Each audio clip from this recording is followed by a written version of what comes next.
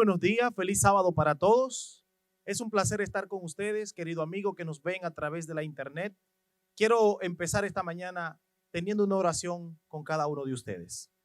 Querido Dios, te invitamos en esta mañana para que nos acompañes, para que esté con nosotros en este día.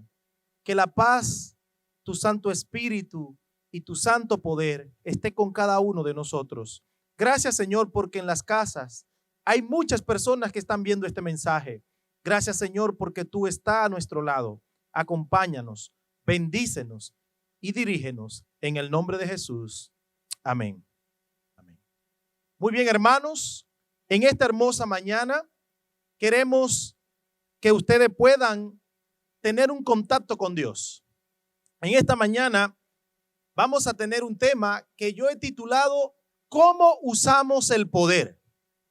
Es una pregunta, es una afirmación, es algo que te causa curiosidad. ¿Cómo usamos el poder?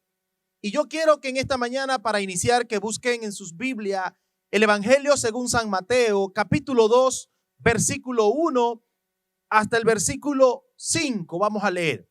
San Mateo, capítulo 2, versículo 1 hasta el versículo 5. Vamos a leer.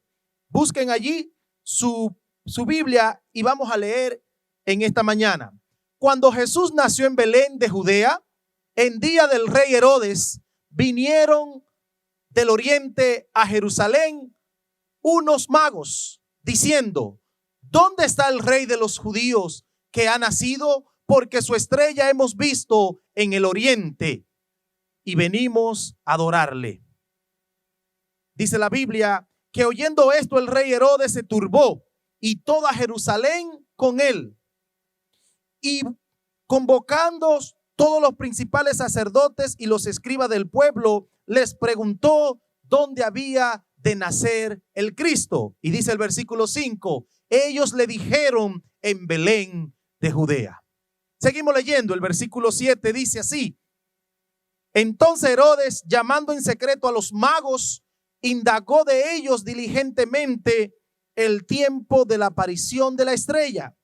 Y dice el versículo 8, y enviándolos a Belén dijo: id allá y averiguad con diligencia acerca del niño, y cuando le halléis, hacedmelo saber para que yo también vaya y le adore. Y dice el versículo 9, y enviándole, y dice, y ellos habiendo ido al rey, se fueron. Y he aquí la estrella que habían visto en el oriente iba delante de ellos, hasta que llegando se detuvo sobre donde estaba el niño. Versículo 12. Pero siendo avisados por revelación en sueño que no volviesen a Herodes, regresaron a su tierra por otro camino. Y por último el versículo 16 dice: entonces Herodes, cuando se vio burlados por los magos, se enojó mucho y mandó a matar a todos los niños menores de 2 años que habían en Belén y en todos sus alrededores, conforme al tiempo que había inquirido de los magos. Querido amigo, hoy vamos a hablar cómo usamos el poder. El poder tiene mucho que ver con el liderazgo. Y utilicé el texto de hoy para hablarte sobre alguien que sí tuvo poder.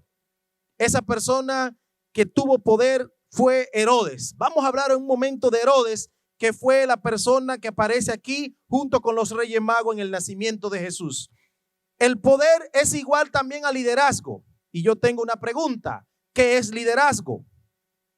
Es una pregunta interesante que podemos nosotros hacer. No es lo mismo ser un dirigente que ser un líder. Escuchen bien, no es lo mismo ser un dirigente que ser un líder. Muchas personas dirigen, pero no son líderes. Muchas personas están dirigiendo, pero no tienen liderazgo. Entonces, en el liderazgo es necesario que tú entiendas que tú puedes dirigir, pero necesariamente tú no eres un líder. Otra cosa que podemos ver es que no todos los líderes llegan a ser dirigentes. No todos los líderes llegan a ser dirigentes, ni todos los dirigentes llegan a ser líderes. Es algo como que se convierte en un trabalengua. No todos los líderes llegan a ser dirigentes. y no todos los dirigentes llegan a ser líderes. Que entonces viene una pregunta. Dirigente es aquel que ya sabemos que tiene liderazgo, que puede influir sobre la gente, que puede estar allí, pero a veces hay dirigentes que no tienen liderazgo, y yo hice una ecuación donde dirigente menos liderazgo, eso es igual a problema. O sea que si hay personas que dirigen, que tienen la oportunidad de dirigir, pero no tienen liderazgo, eso da como resultado problema. Te quiero decir que si tú diriges, pero no tienes liderazgo, va a ser un problema. Muchas personas necesitan liderazgo para poder dirigir, porque dirigen, pero nadie lo escucha. Entonces yo te quiero hacer una pregunta. Si es verdadero o es falso. Tú me vas a decir si es falso o es verdadero lo que voy a preguntar. Para ejercer el liderazgo, ¿hay que tener poder? Yo quiero que tú respondas desde tu casa. Para ejercer liderazgo, ¿hay que tener poder? Yo quiero darte la respuesta. La respuesta es sí. Tú necesitas poder necesitas liderazgo para dirigir, pero sin el poder tú no tienes liderazgo. Así que es verdadero que para ejercer el liderazgo tú necesitas poder. Para tú estar viendo este mensaje hoy, tú necesitaste tomar una decisión de poder. El poder de encender tu televisor, el poder de encender tu celular. Tú necesitas poder, porque el poder tiene que ver con las decisiones que tomamos. Si tú no tomas decisiones, tú no puedes vivir la vida, porque de eso se trata. Pero, ¿qué es el poder? Es la pregunta que muchos estarán haciendo en su casa. ¿Qué es el poder? Presta atención. Hay dos tipos de poder. Algunos autores seculares ponen 3 tipos de poder, pero yo me voy a concentrar hoy en 2 tipos de poder. Existe el poder interno y también existe el poder externo. Y ustedes dirán, pastor, ¿y qué es el poder interno y qué es el poder externo? Vamos a definirlo ahora para que tú entiendas que hay 2 tipos de poder que te dirigen a ti en tu vida, que tú también lo usas para vivir, que tú también lo usas para dirigir tu casa, para dirigir alguna empresa, para dirigir la iglesia, para dirigir todo. Tú necesitas poder, lo dijimos hace un momento. Pero vamos a ver los 2 tipos de poder. ¿Será que en los 2 tipos de poderes hay cosas buenas o hay cosas malas?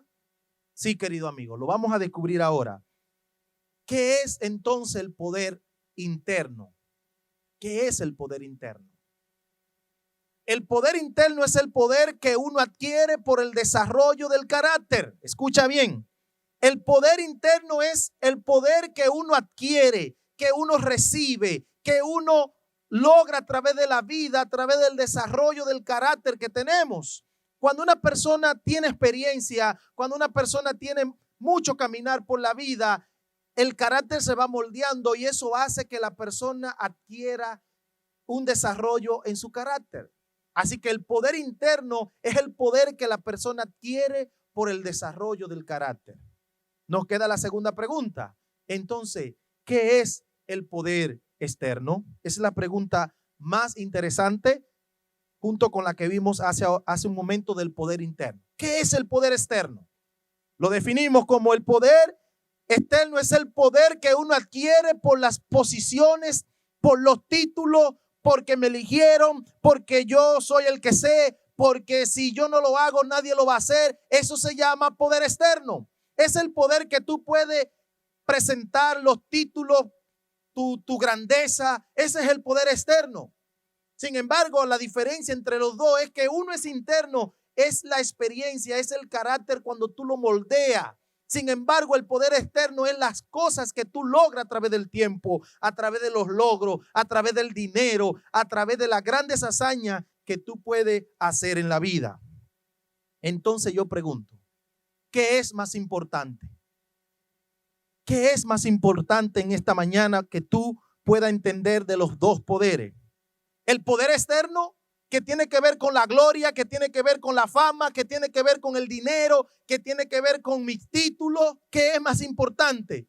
O aquel poder que es cuando tú moldeas tu carácter y cambia de vida, que es el poder interno. La respuesta a ustedes yo sé que la saben, querido amigo. El poder interno es más importante. Porque si tú tienes poder interno, tú puedes hacer grandes cosas en la vida. Si tú tienes el poder interno, tú puedes hacer cambios. Yo tengo aquí una declaración interesante. No todos los que tienen poder interno llegan a tener poder externo. Escuchen bien. Muchas personas tienen un poder interno, pero nunca van a llegar a tener un poder externo.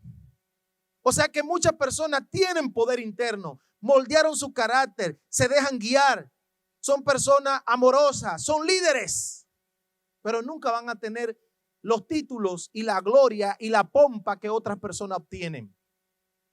Pero otra declaración es que no todos los que tienen poder externo llegan a tener poder interno.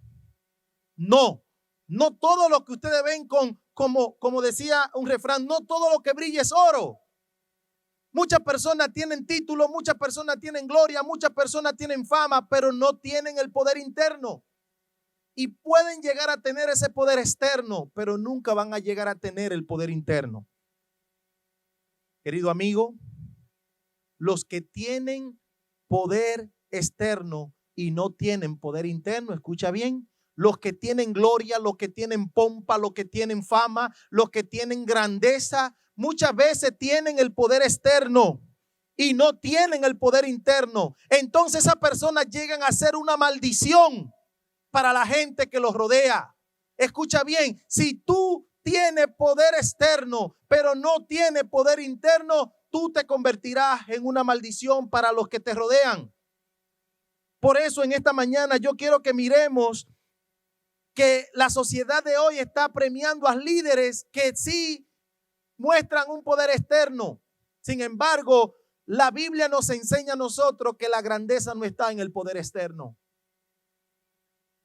Me recuerdo ahora de Samuel, cuando fue a ungir a los hijos de Isaí, cuando fue allá donde Isaí, que vio a Eliab, dijo, este tiene que ser el rey. Y el Señor inmediatamente le dijo, no mire lo que tú ves por fuera, porque lo que se ve por fuera a veces no es lo que se ve por dentro.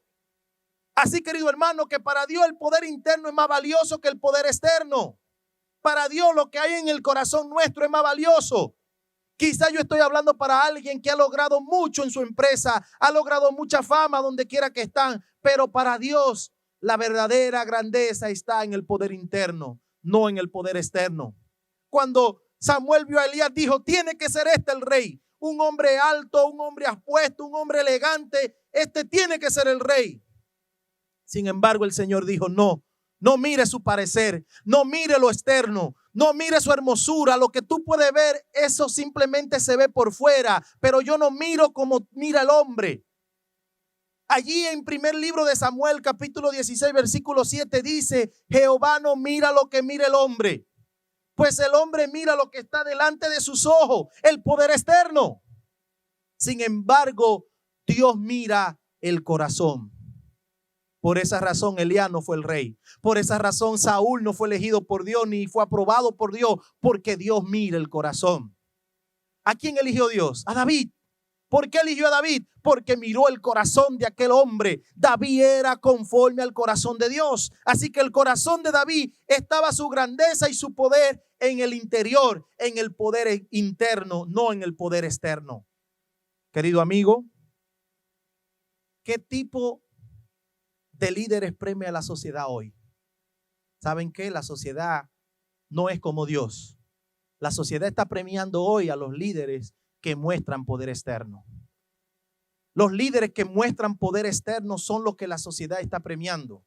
Muchas personas llegan a puestos grandes porque se dejan, como aprenden a vender el poder externo, hacen lo que sea, tienen una imagen y venden todo el poder externo. ¿Saben para qué? Para lograr el premio que la sociedad de hoy le da a las personas que tienen poder externo. Muchas personas están trabajando por el poder externo. Sin embargo, nosotros debemos trabajar por el poder interno. ¿Qué problema entonces provoca la búsqueda del poder externo? ¿Qué problema provoca esto, querido amigo? ¿Será que provoca algo? Claro que sí. Cuando tú buscas el poder externo, inmediatamente tú entras en un problema. inmediatamente tú entras en una situación que a Dios no le agrada. ¿Se acuerdan de Saúl? Saúl buscaba el poder externo, sin embargo hizo tantas cosas que Dios lo desaprobó. Porque cuando tú buscas el poder externo, Dios no te aprueba. Yo no sé si estoy hablando para alguien que trabaja tanto, que lucha tanto, pero ¿qué busca cuando trabaja? ¿Qué busca cuando lucha? Tener la mejor casa, tener el mejor carro, tener el último celular, tener el último de todo. ¿Qué busca? Sin embargo, cuando nosotros buscamos el poder externo, tenemos problemas. No solo con nosotros mismos, porque a veces nosotros mismos no nos damos cuenta cuánto daño estamos haciendo a otros para lograr nuestra meta. Muchas personas están luchando hoy porque quieren el poder externo, y cuando quieren el poder externo hacen de todo para conseguirlo. ¿Y qué logran? ¿Qué problema provoca? Pelea. Cuando la gente busca el poder externo, se va a meter en pelea porque va a pelear por conseguir lo que quiere. No es Dios que se lo está dando, es que yo lo voy a conseguir. Entonces llegan los abusos. Muchas personas cuando logran el poder externo o andan detrás del poder externo, abusan, no tienen piedad, destruyen, hacen daño. ¿Qué más provoca el poder, la búsqueda del poder externo? Que haya divisiones. No, porque si yo no lo hago, nadie lo va a hacer como yo. Divisiones. El poder externo provoca divisiones. Porque yo soy el que sé, a mí me eligieron y si no lo hago yo, nadie lo va a hacer. Entonces llegan las divisiones. Porque la búsqueda del poder externo provoca todo esto, querido amigo. Provoca maldiciones. Provoca maldiciones para todos los que rodean al que anda buscando el poder externo. ¿Qué provoca el poder externo? Orgullo.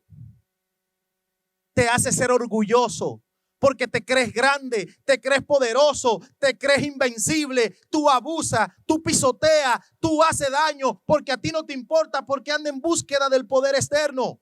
Querido amigo, querido hermano, querido que me está escuchando en cualquier parte del mundo, yo no sé por qué poder tú estás luchando. Pero yo te digo en esta mañana, yo te digo en este día que Dios quiere que tú tengas un poder interno. Aquel poder que moldea tu carácter. No el poder que solo se ve por fuera. Dios quiere cambiar tu corazón. Yo no sé si estoy hablando para alguien que ha hecho tanto daño en búsqueda del poder externo.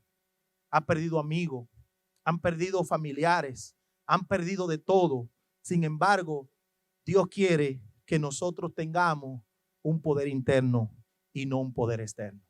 La siguiente declaración que yo quiero que veamos es interesantísima. Escuchen bien, voy a leer. Dice, las personas con poder interno que llegan a poseer poder externo, escuchen bien, hay personas que primero logran el poder interno y eso es una bendición, tener el poder interno, y luego llegan a tener o a poseer el poder externo. Pues si tú pasas por este proceso de tener poder interno y luego llega al poder externo, dice aquí que llegan a ser una bendición, no maldición, bendición para todos aquellos que están bajo su influencia.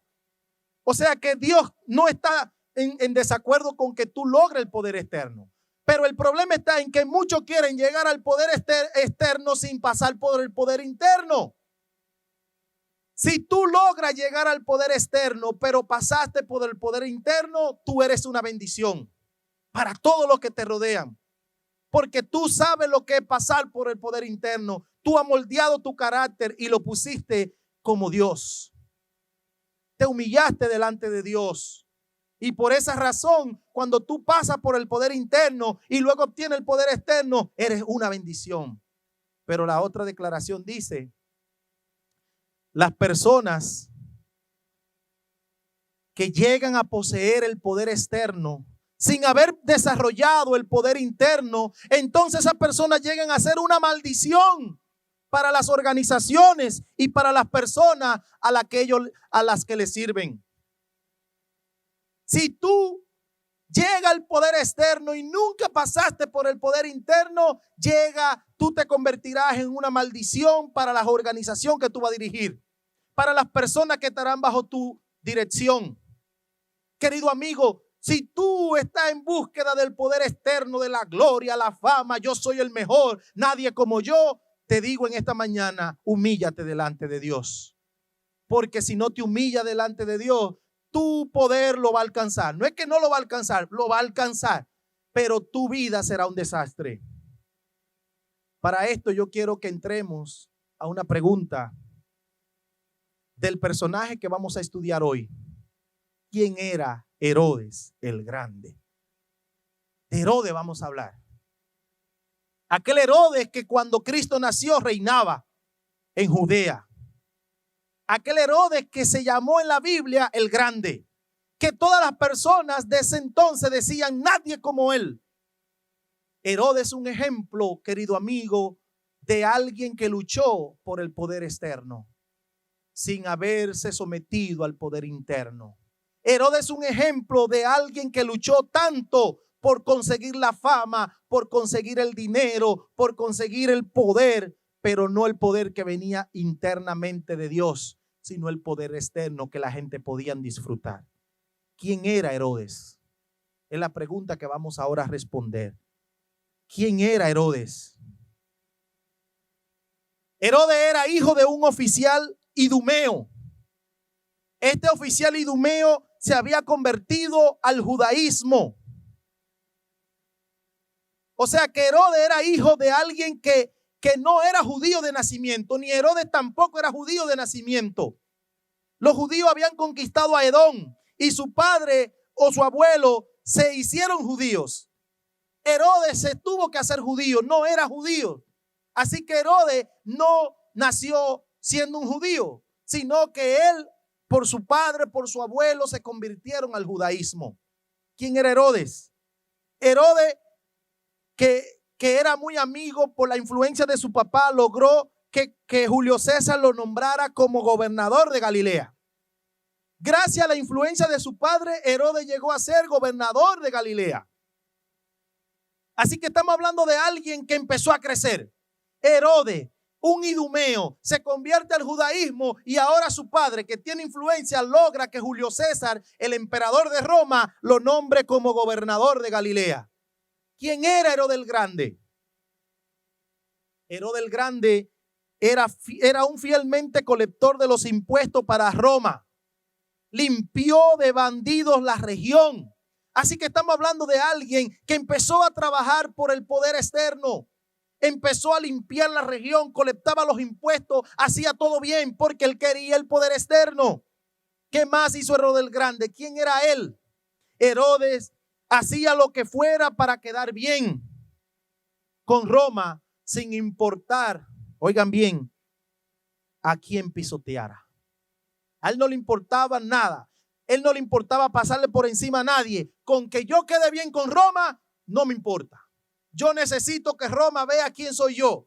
Yo soy fiel a Roma. Y si Roma necesita ver que yo soy fiel a ellos, no importa a quién yo tenga que pisotear, yo lo voy a conseguir.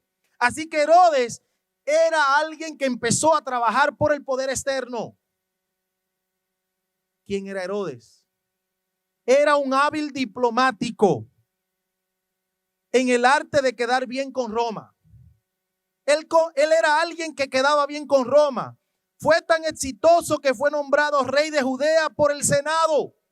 Así que estamos hablando que Herodes no simplemente era alguien que se quedaba tranquilo. No, él tenía el arte de tener la diplomacia, el arte de tener el poder y quedaba bien con Roma. Y lo nombran ahora como todo rey de Judea por el Senado de Roma. Así que el hombre siguió creciendo buscando el poder externo. De ese Herodes que tú conoces en la Biblia, que yo te quiero mostrar hoy. Herodes era íntimo amigo de Marco Antonio. Escucha bien. Marco Antonio estaba casado con Cleopatra. Era amigo de Herodes. Entonces Marco Antonio entró en una guerra, en una batalla con César Augusto, que se llamaba antes Octavio. Entonces Marco Antonio y Octavio entraron en guerra. Y entonces Herodes empezó a apoyar a Marco Antonio porque él y Marco Antonio eran muy amigos. Pero dice la historia que Octavio venció a Marco Antonio. Octavio Augusto venció a Marco Antonio.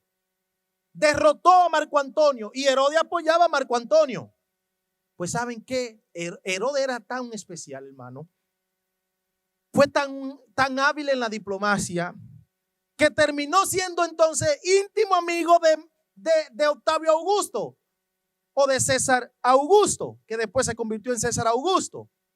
Así que Marco Antonio era muy amigo de Herodes, pero Herodes cuando vio que perdió, permiso, ya no quiero tu amistad. Yo necesito ahora ser amigo del nuevo rey. Yo no sé si estoy hablando para alguien que se siente grande, pero yo te quiero decir que cuando tú logras el poder externo, la gente que te empiezan a rodear no son fieles a ti. Porque ahora Herodes empezó a ser amigo de César Augusto, pero Herodes no tiene amigo a nadie, es simplemente el poder. Hay gente que está viciada de poder, solo miran el poder, solo quieren el poder. Sin embargo, el poder no tiene amigo a nadie. Herodes es un ejemplo de que él podía quedar bien con todos. En un momento estaba con Marco Antonio, pero como Marco Antonio perdió, ahora soy de César Augusto. Eso era Herodes, hermano. Herodes generó tanto trabajo por medio de la construcción de monumentales obras arquitectónicas. La ciudad que él dirigió, Judea, todo Judea empezó a crecer. Él produjo trabajo, él producía obra arquitectónica. Venían la gente de todos lados a maravillarse con él. Todo el mundo decía, wow, cómo Jerusalén está creciendo. La gente empezó a trabajar, la economía empezó a fluir, porque este hombre era un estratega, era un político, era un diplomático, era la persona más preparada de todos los reinos que habían por allí. Y venían los gobernantes de otras naciones a ver lo que hacía Herodes el Grande.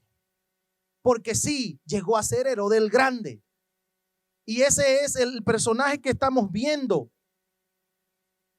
¿Saben? Como él tenía que quedar bien con los judíos porque él no era judío, recuerden que él se convirtió al judaísmo, los judíos como que no andaban contentos con él aunque él estaba haciendo las cosas bien. ¿Saben qué hizo entonces para congraciarse con los judíos? Reconstruyó el templo de Dios en Jerusalén.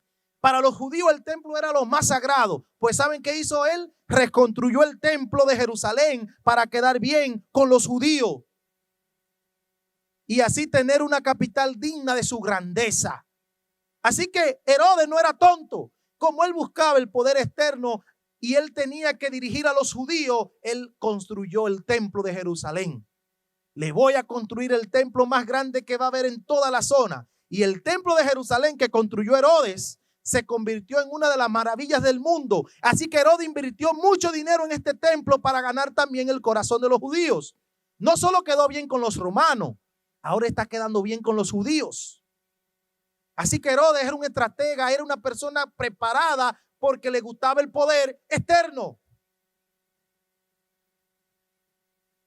Querido amigo, ¿qué hizo Herodes?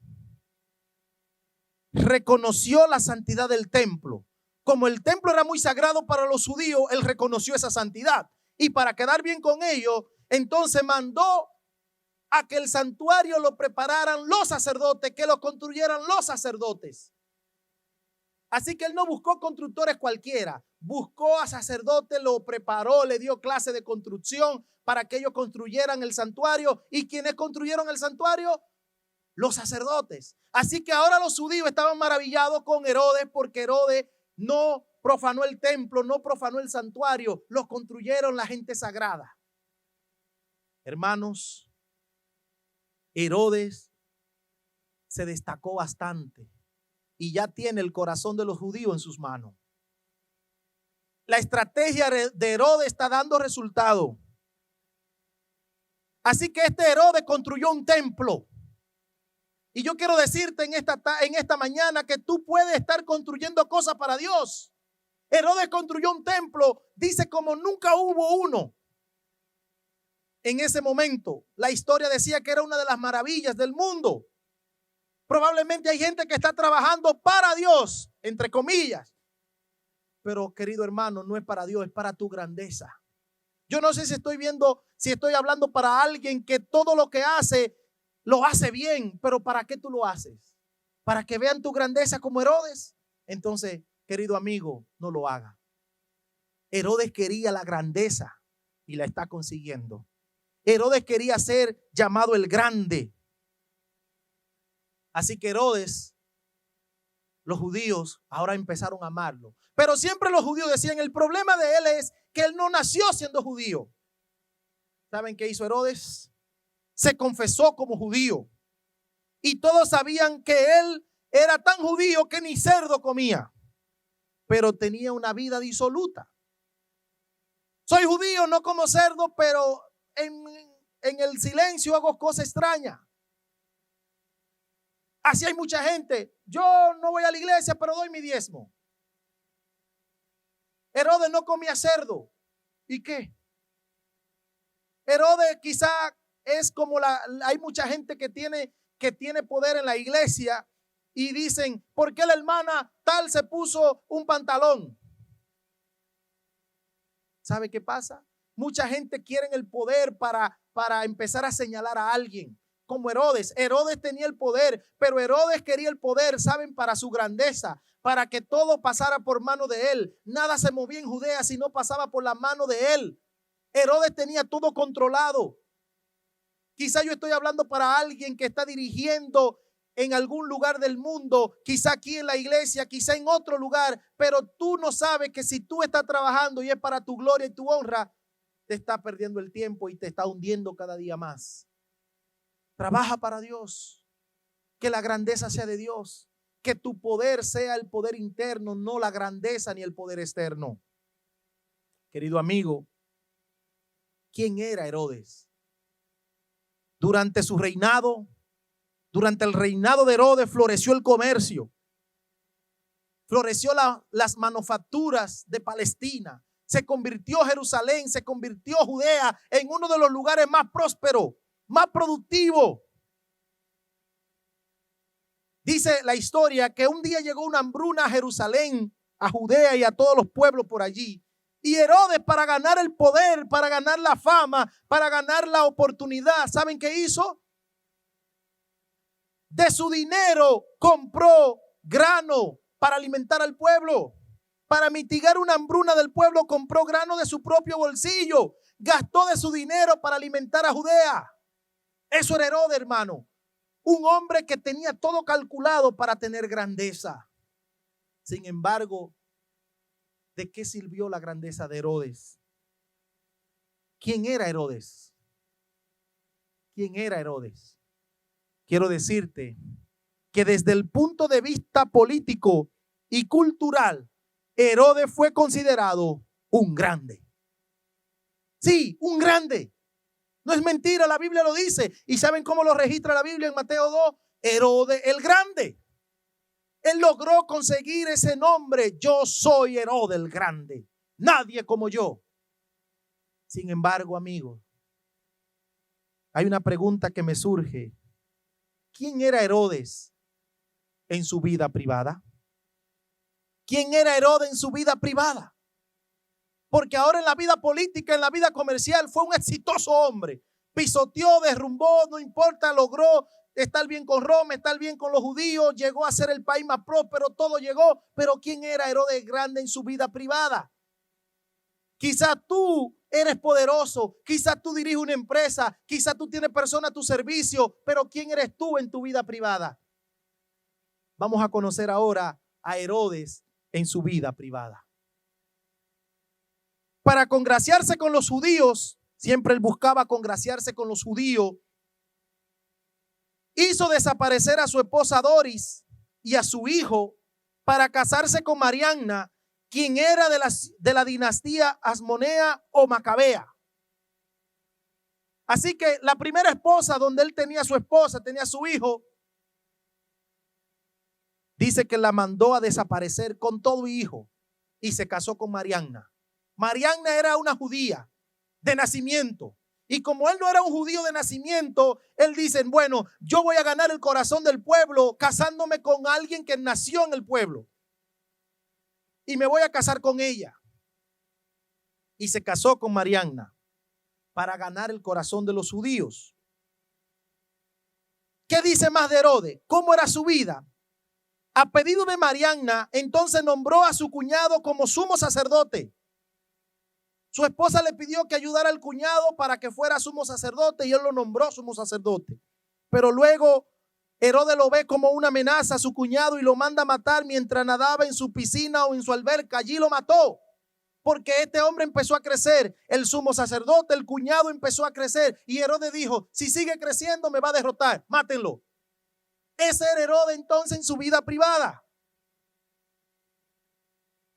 Su suegra entonces lo acusa ante Cleopatra y con Marco Antonio de lo que Herodes había hecho. Su suegra lo acusó porque le mató un hijo. Entonces Herodes tiene que viajar a Roma para ser interrogado.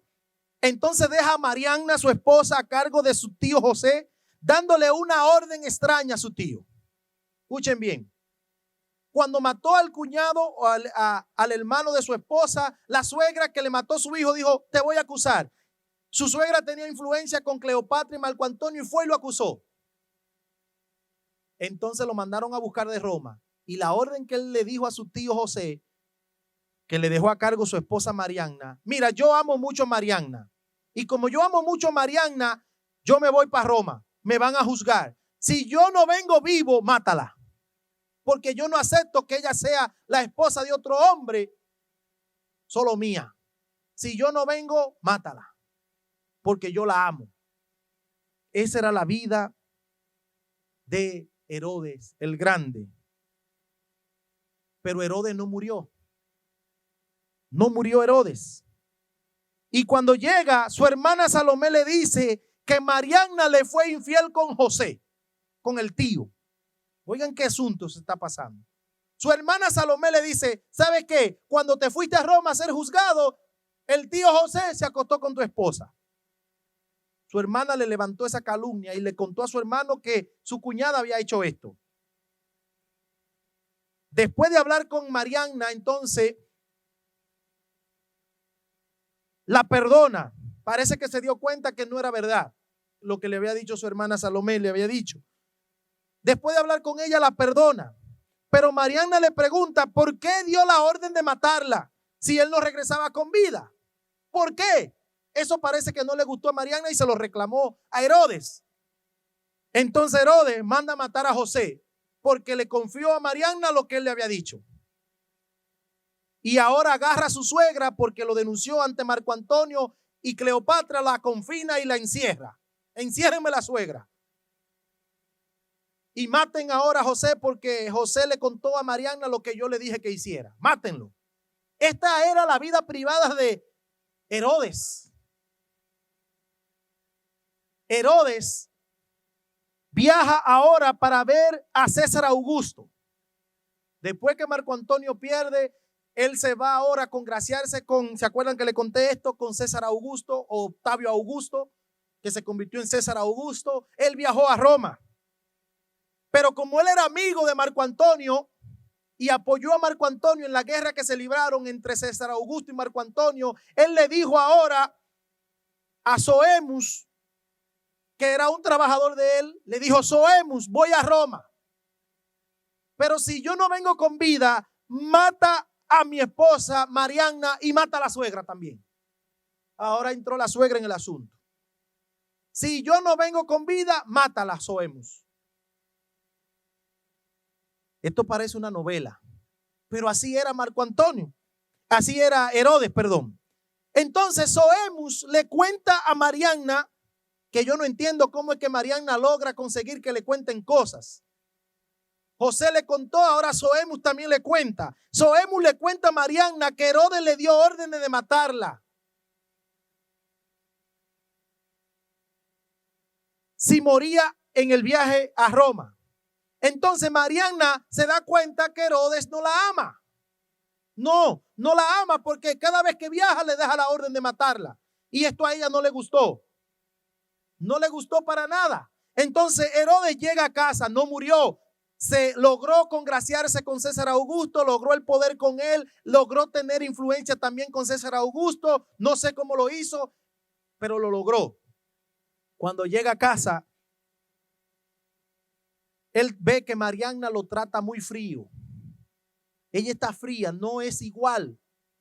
Porque ahora Marianna sabe lo que él le dejó dicho de que la matara si él moría en Roma. Se lo contó Sohemus. Entonces, no desea ocultar el enojo que siente con él. ¿Y qué pasó? Su hermana Salomé entonces aprovecha esta oportunidad y le miente a Herodes diciéndole que Marianna intenta envenenarlo. Este era un problema feo que había allí. Cuando hay poder, esto es lo que ocurre. No hay orden, hay un problema, hay división, hay pleito. Eso fue lo que pasa cuando el poder externo empieza a lograrse en el mundo. No hay paz. Ahora, la hermana dice que su esposa lo quería matar, lo quería envenenar. Y Herodes está asustado, tiene miedo, está asustado. Y como está asustado, él quiere lograr ahora saber la verdad. Entonces Herodes decide no creerle a su hermana, pero Marianna no quiere tener intimidad con él. Y lo acusa de haber matado a su abuelo y a su hermano. Ahora Marianna se revela y le dice: yo no me voy a acostar contigo. Y tú mataste a mi abuelo y mataste a mi hermano. Ahora Marianna se revela. Entonces Herodes, enojado, toma al eunuco de Marianna y lo empieza a torturar para saber si ella quería envenenarlo. Pobre eunuco, ahora el eunuco no sabe nada y lo están torturando. Dime si Marianna me quería envenenar. Entonces el eunuco de Marianna le dice a Herodes: yo no sé de esto. Lo torturan y el eunuco no sabe nada, pero le dice que Marianna está enojada con él por la orden que le había dado a Sohemus de matarla y que Sohemus le había dicho la verdad a ella. ¿Qué ustedes creen que va a pasar ahora?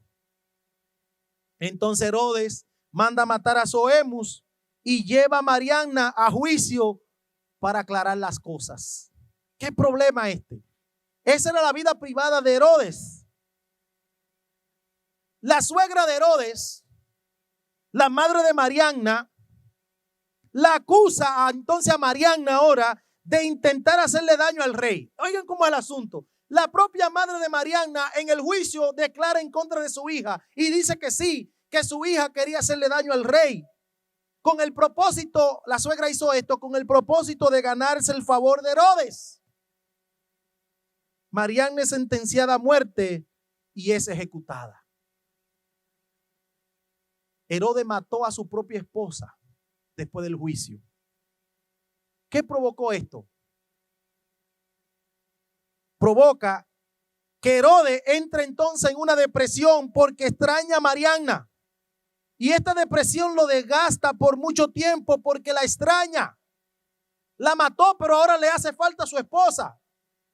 La mató, la destruyó y ahora no se encuentra bien y eso lo lleva a una depresión tan grande que no se puede levantar. Entonces Herodes y Marianna tenían hijos y esos hijos de Herodes y Marianna estudiaban en Roma. Y cuando vuelven de Roma en vacaciones, ¿saben qué hizo Herodes? Lo manda a matar a sus propios hijos porque resultaban una amenaza para él. Cuando tú tienes el poder externo, tú tienes miedo que otro ocupe tu lugar. Y por eso tú haces lo que sea para congraciarte. Porque si otro lo hace y no lo hago yo lo voy a quitar del medio. Y eso fue lo que pasó con Herodes. A sus propios hijos le quitó la vida porque los hijos podían quitarle su lugar. ¿Ve a dónde puede llegar una gente detrás del poder externo? Entonces, Herodes luego tiene 8 esposas más. Después de matar a Marianna y sus hijos, se casa 8 veces más. Cuando Herodes está por morir, escuchen esto, ya llegó el día casi de morir, le pidió a su hermana que el día de su muerte ejecute a todos los principales nobles judíos para que haya duelo en toda la tierra. Cuando yo muera, mata a todos los nobles que van a llorar. Si no lloran por mí, que lloren por los nobles, pero se van a dar cuenta que lloraron. Y el mundo va a entender que fue por mí que lloraron. Hasta en su muerte Herodes está haciendo daño. Y yo pregunto, ¿quién era Herodes el Grande? Esta era la vida de Herodes el Grande. Llegó a ser grande. Pero Herodes el Grande fue un desastre. porque andaba en búsqueda del poder externo. Jesús nació en el tiempo en que Herodes el Grande gobernaba la tierra. Había un hombre poderoso llamado Herodes el Grande, pero el niño Jesús nace en un pesebre en el reino de este hombre. Nació Herodes el Grande, pero ahora nació Jesús.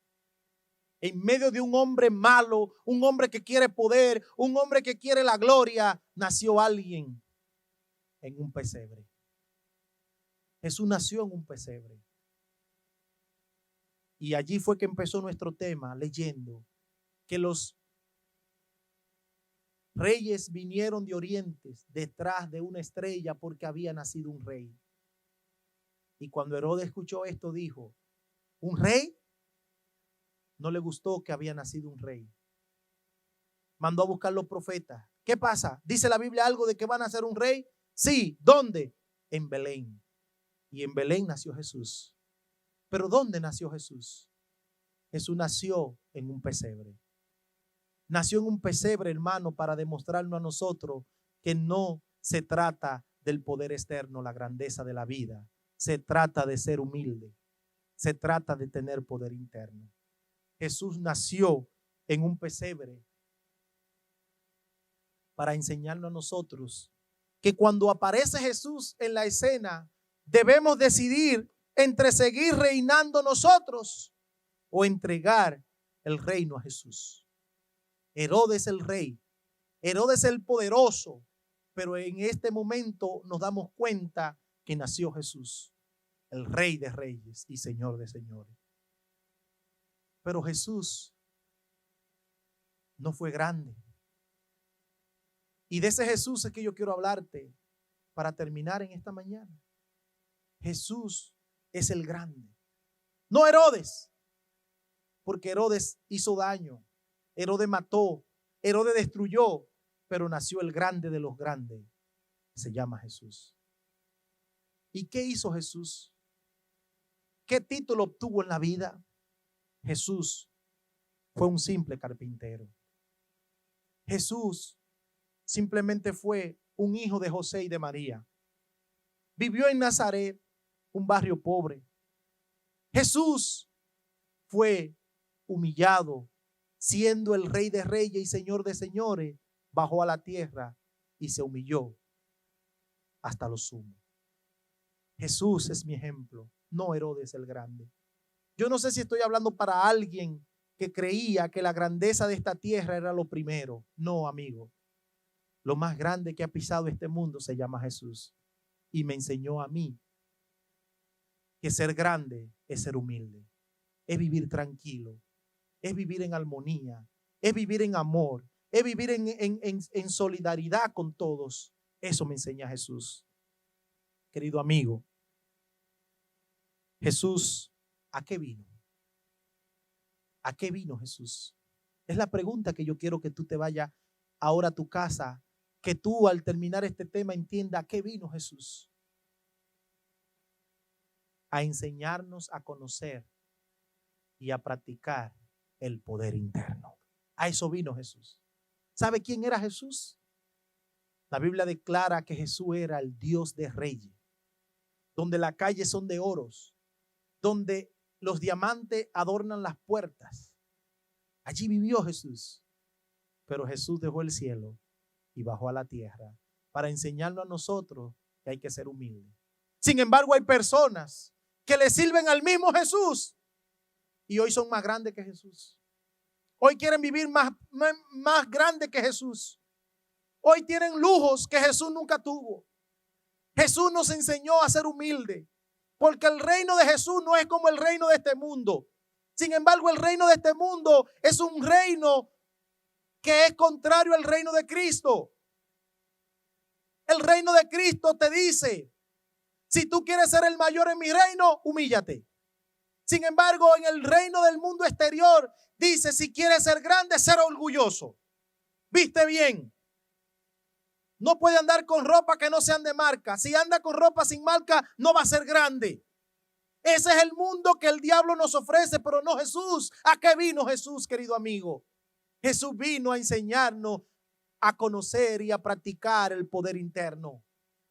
Querido amigo, Jesús vino a demostrarnos con su ejemplo que debemos ser grandes, pero no en la tierra, sino grande en el reino de los cielos.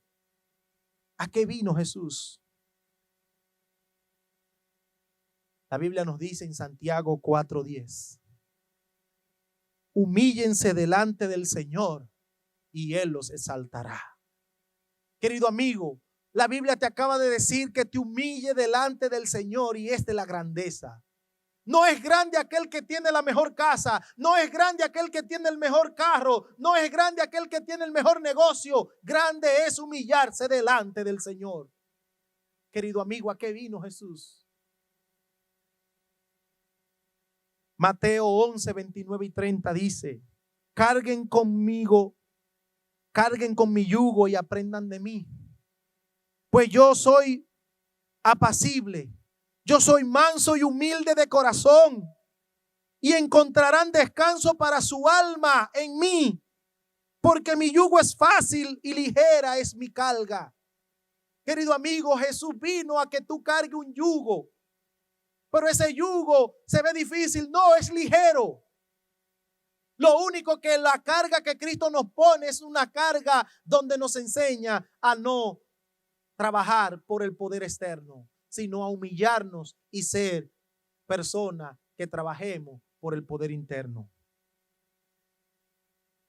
Yo quiero que tú leas conmigo Marcos capítulo 10, versículo 42 al 45, en la última cita de esta mañana. Marcos 10, 42 al 45 dice: mas Jesús llamándolo les dijo, aquí van a entender a qué vino Cristo: sabéis que los que son tenidos por gobernantes de las naciones se enseñorean de ellas. Los que gobiernan el mundo se enseñorean del mundo, pisotean como Herodes el Grande. Tú maltratas a la gente. Eso dijo Cristo, ya lo dijo. Sabéis que los que son tenidos por gobernantes de las naciones se enseñorean de las naciones, se enseñorean de ellas, y sus grandes ejercen sobre ella potestad. Yo no sé si estoy hablando para alguien rico y poderoso. Yo no sé si estoy hablando para alguien que ha luchado toda la vida por el poder externo. Sin embargo, Cristo nos dice ahora en el versículo 43: pero no será así entre vosotros. No será así en mi reino. Cuando el mundo pisotea, cuando el mundo maltrata, en mi reino no. Si yo estoy hablando para algún dirigente de la iglesia que ha pisoteado a mucha gente para llegar a donde está, en el reino de Cristo no se hace así. No, no será así entre vosotros, sino que el que quiera hacerse grande entre vosotros, entonces será vuestro servidor. Esto es el reino de Dios, no el reino del mundo. Y el que de vosotros quiera ser el primero, entonces será siervo de todos. Yo no sé si estoy hablando para alguien que dirige la iglesia por mucho tiempo. Yo soy anciano, yo soy anciana, yo dirijo la iglesia y sin mí nada va a marchar. ¿Quién te dijo? De eso no se trata la vida. La vida se trata de que si tú quieres ser grande, tiene que ser un servidor en el reino de Cristo. El que de vosotros quiera ser primero, entonces será siervo de todos. Y el versículo 45 dice: porque el Hijo del Hombre no vino para ser servido, sino para servir y para dar su vida en rescate por muchos. ¿Cuántos dicen amén? En esta mañana, Cristo vino a dar su vida por ti. Y yo quiero terminar contándote esta historia. ¿A qué vino Jesús? ¿A qué vino Jesús? Es la pregunta que tú tienes que hacerte en esta mañana. ¿A qué vino Jesús? Jesús vino para que tú no busques la fama mundanal. Jesús no vino para que tú seas grande en esta tierra. Me llama la atención que Jesús habló de alguien, y yo quiero que un día Jesús hable así de mí. Jesús dijo de Juan el Bautista: no ha nacido ni nacerá uno en la tierra como él. Y yo me pregunto, ¿qué hizo Juan? ¿Quién fue Juan? Humanamente hablando, políticamente hablando, Económicamente hablando, un loco que vivía en el desierto era Juan. Una persona fracasada era Juan. Juan no tenía futuro. Juan no tenía nada, pero dice la Biblia que en el reino de los cielos Juan es el más grande humano que ha pisado la tierra. ¿Sabe por qué? Porque Juan vivió para preparar el camino para que Cristo llegara a establecer su reino en esta tierra. ¿Te crees grande, amigos? ¿Te crees grande, hermano? ¿Te crees grande, amigo que me escucha? Grande no es aquel que logra tener fama y dinero. Grande es aquel que se humilla delante del Señor y el Señor lo exaltará. Yo quiero contarte algo que me llamó la atención. Esta historia me causa mucho dolor, me causa mucha tristeza. Estaba viendo la historia de una artista que todo el mundo la conoció porque fue la artista que más disco ha vendido en toda la historia de la tierra. La artista que más disco vendió, logró un contrato una sola vez, consiguió un contrato, miren de cuántos millones, firmó un contrato por $100 millones. Fue la artista femenina con más millones de dólares que consiguió cantando. Su riqueza ascendió a los $2,000 millones. Esta artista se llama Whitney Houston. Tenía una voz angelical, cantaba como nadie en la tierra. Pero me da tristeza hablar de Whitney, porque cuando yo veo la vida de ella me dice, ¿qué es el hombre? ¿Qué busca el hombre en esta tierra si al final pierde todo? Whitney cantaba hermoso. ¿Y saben dónde cantaba Whitney Houston? En una iglesia allá en New Jersey. A los 11 y 12 años alababa a Dios, cantaba para Dios, alababa al Señor. Tenía una voz que el Señor era glorificado por esa voz. Pero un día alguien la escuchó cantar y dijo, esta voz no puede estar desperdiciándose en la iglesia. Esta voz no puede estar animando a gente a brincar y a saltar. Esta voz necesita venderse al mundo. Y esta voz que era tan hermosa, que alababa a Dios, el Señor era glorificado por esta voz. Alguien un día le dijo, ¿quieres ser grande? Y se le abrieron los ojos a Whitney. Se le abrieron los ojos a su padre. Se le abrieron los ojos a su madre. Se le abrió los ojos a la familia y le dijeron, ¿cómo vamos a ser grandes con la voz de tu hija? Me da tristeza porque la respuesta de esta familia debió ser, ya Whitney es grande porque alaba a Dios. Pero no fue así, querido amigo. La familia entendía que ella podía conseguir una grandeza mejor que la que estaba haciendo cantando en la iglesia. Y dice la historia que Whitney salió de la iglesia a cantarle al mundo. Hermano, Whitney no fracasó. En el mundo no. Porque esa voz ahora que era tan hermosa empezó a proyectarla en el mundo. Llegó a ser tan grande en el mundo que ella acumuló $2,000 millones. Llegó a ser la artista número 1 en todo Estados Unidos. Sus canciones estaban en el número 10, número 9, hasta llegar a ser la primera canción de todo Estados Unidos. Whitney llegó a ganar 411 premios en su carrera. Nadie como ella. ¿Pero qué logró Whitney? Dinero, fama. Sin embargo, Whitney me dice a mí que la artista más premiada, la artista con un contrato más grande en la historia, murió sola. Murió sola. Murió abandonada. Su corazón murió roto, se le partió su corazón porque nadie estaba con ella. Su padre antes de morir la demandó. Ella amaba a su padre, pero su padre la demandó por dinero.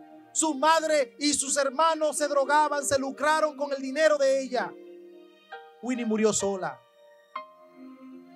¿Sabe por qué? Porque ella buscó un día la grandeza, pero buscó la grandeza equivocada.